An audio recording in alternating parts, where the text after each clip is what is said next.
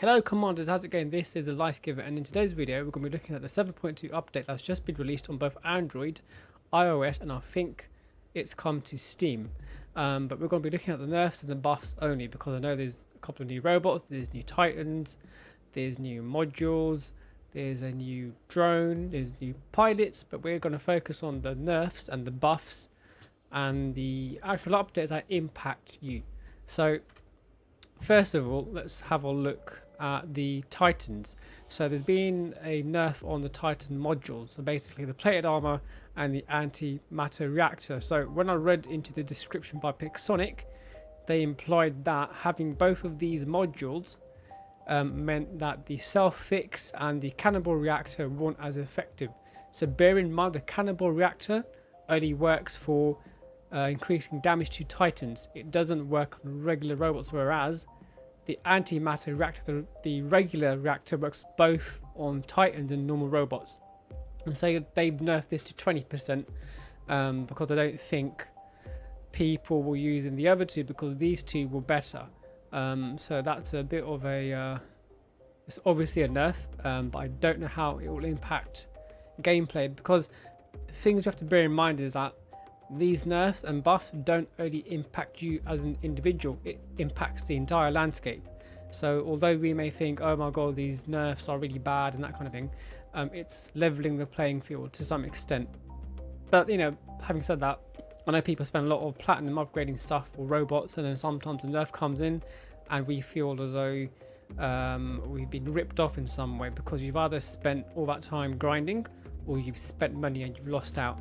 But that's the module. So let's look at the alpha. So this was a bit controversial. So when the I think when it first came to light that they were going to basically nerf the Titans, they had the Oming in the list and the alpha. And on the Reddit forum that I'm on, the War Robots Reddit forum, when somebody posted the official sort of, and here's an update, people were basically unhappy about the Oming getting nerfed and the alpha. And what happened is Pixonic basically retracted from nerfing the Ming. But I also think that also meant that they didn't reduce the price of the Titan. I'm not entirely sure, we'll have to double check. So the alpha nerf went ahead and it's lost 20% of its durability, but it's gained 20% in its shield durability. So in general terms, you are gaining more durability in the long run, but obviously people are upset that it's been knocked back a bit, and the cost had gone down to 400 platinum from 450. So it's not too bad in my opinion, considering the whole purpose of the alpha is that its shield is its sort of main tool. It's a bot with a shield, so it makes sense to buff the shield and take a bit of the durability away from the robot itself. And this was the most controversial, was the Nodens nerf, and a lot of people protested, especially on Reddit. It's got a speed reduction of 15%, and I've played with my Nodens yesterday. It felt really slow. I've even got the Titan accelerator on it at max level, and the Nodens felt really slow. That being said, it did force my hand in not being a brawler. So on my Nodens, I sometimes run the ruptures and the retaliators. And what I found is that you don't brawl as much, so it's definitely slower, and it's had a massive knock-on from the resistance. So it's lost 37% of its resistance, I believe, when you that should either be resistance or durability. I have to double check that. So it's a big knock, 37%. It's pretty huge. It's not small, so it does mean the Nodens is a bit more squishy. But that being said, I think that, okay, so that's my bad. The 37% I'm pretty sure is durability, but they've increased the 20% the resistance when you use an ability. So when you're basically healing somebody, a player, your resistance goes up, and the repair range has gone up to 700 meters, so that's really good. So now you're able to heal robots at a further distance away from you. So I've used that a couple of times, and it's quite good. But in general terms, in sort of like Pixonic's words, basically the Nodens was a brawler to them, and that's not the purpose. The purpose was to be a support robot, and they basically etched all the stats down put it back in its place where it's supposed to be a support robot, a bit like the Wayland, to some extent the Tyr, and perhaps a Mender, because you don't really brawl with those robots. You can, but you don't normally. Secondly is the Sharanga. So this Titan that came out, it's got a lot of durability, and it's also got 3 alpha weapons. So this was a meta, it still is, and they've realized that this robot was quite effective at brawling. Apparently it was designed to be a sniper Titan, but a lot of people in the Champion Leagues run this with the Groms, I believe, which are really good at taking out Arthur shields.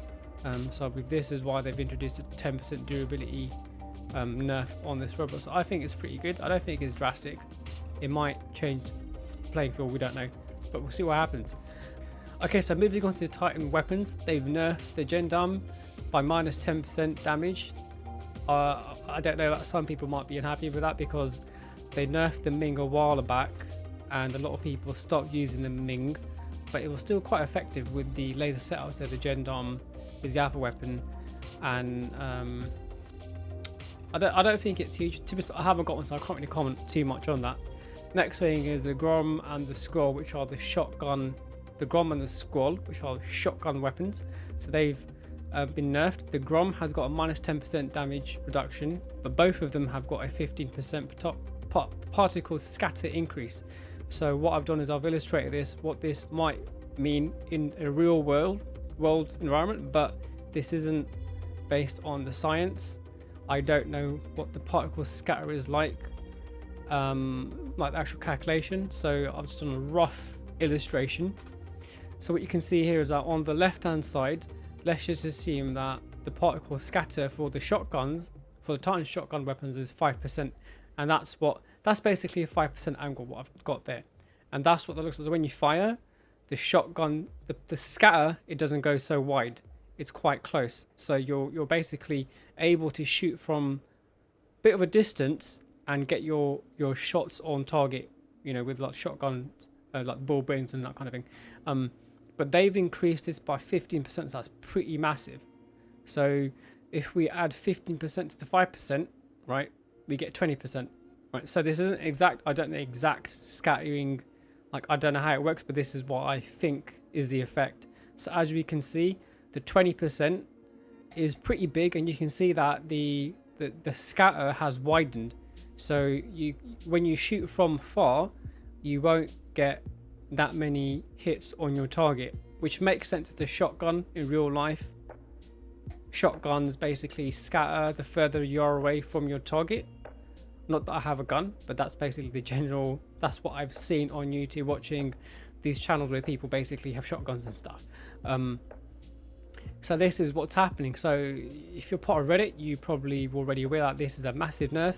A lot of people were panicking. Oh my god, my Squall and Groms are useless now, but I'm not necessarily in agreement with that. I think as brawlers, because if you think about the Sharanga, most of them will brawl close up, you know, within 100 meters, very effective. So I think they're still very effective within a short distance. It's just that from you know 200-300 meters away, they're not as effective. So I'm welcoming this change because, if I'm completely honest with you, the Titan shotguns are insane.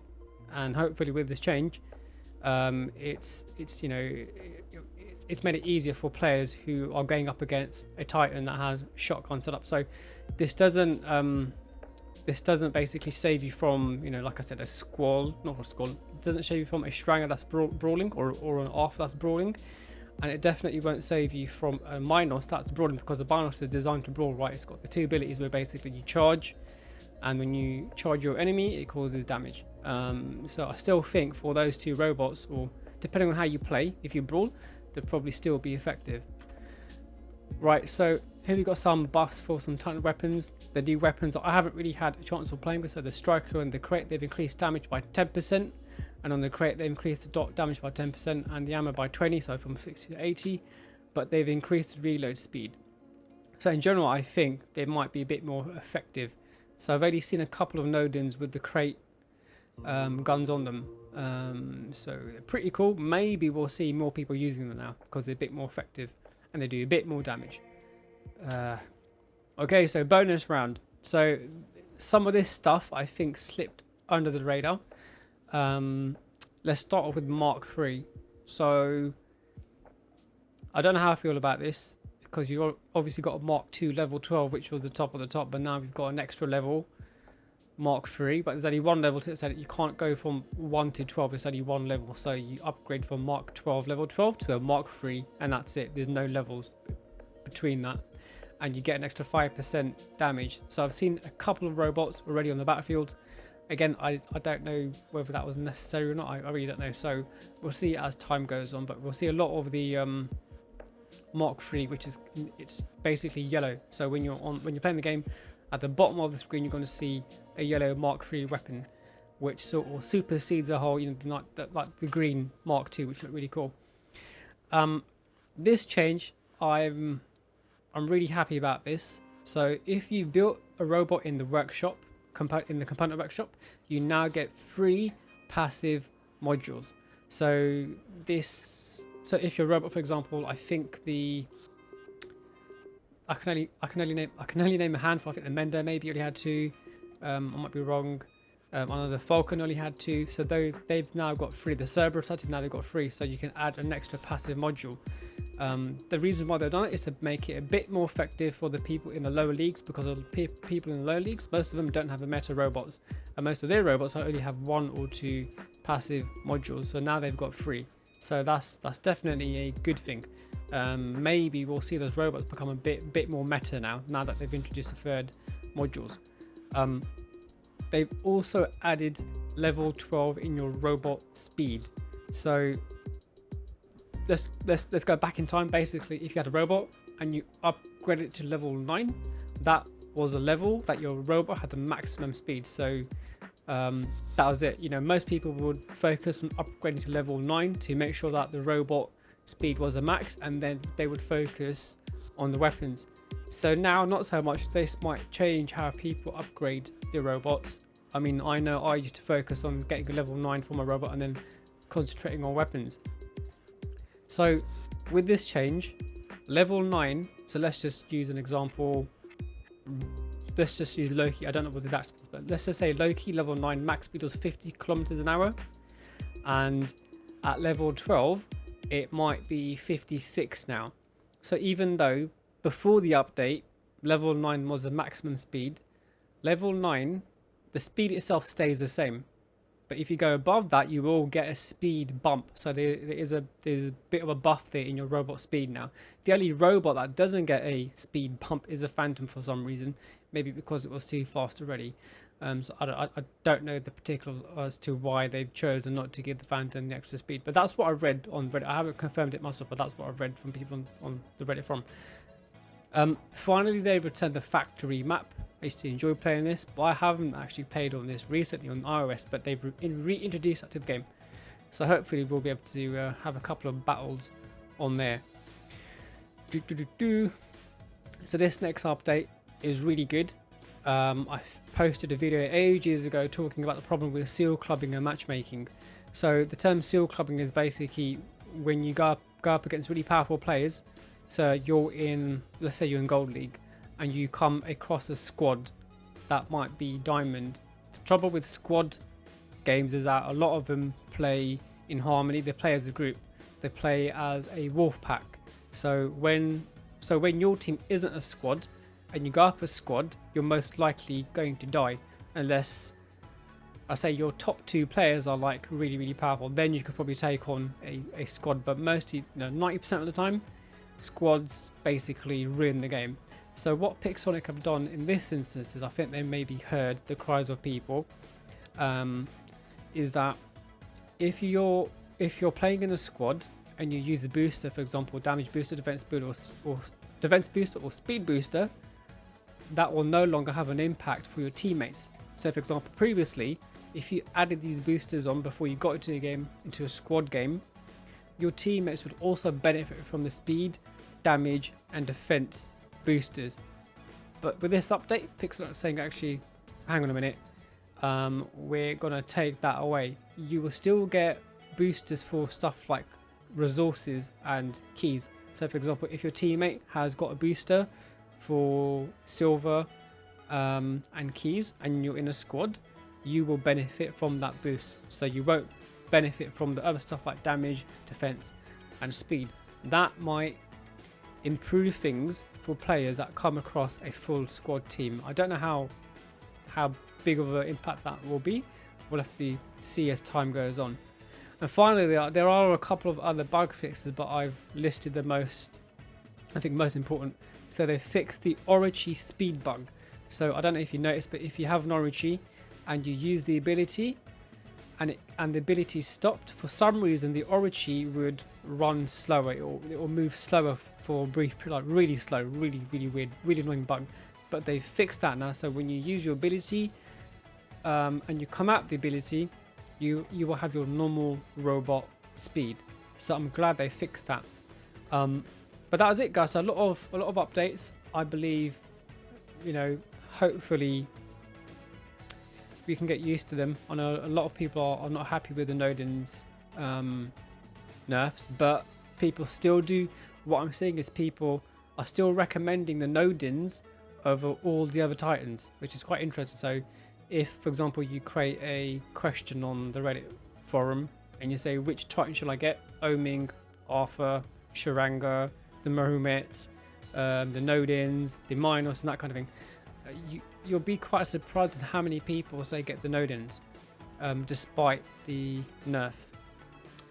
But we'll see what happens as time goes on. But that was it, guys. So hopefully a quick and short video talking about the updates in 7.2. Like I said, I didn't go over the robots or the Titans or the modules. I wanted to focus on the nerfs and the buffs and some of the tweaks that they've made to the game, which I think will improve things. So I'm actually happy with this update. We'll see how it goes in the future. But that was it. Leave a like, smash the like button, hit the subscribe button, and leave a comment. And I will catch you soon. Okay, bye.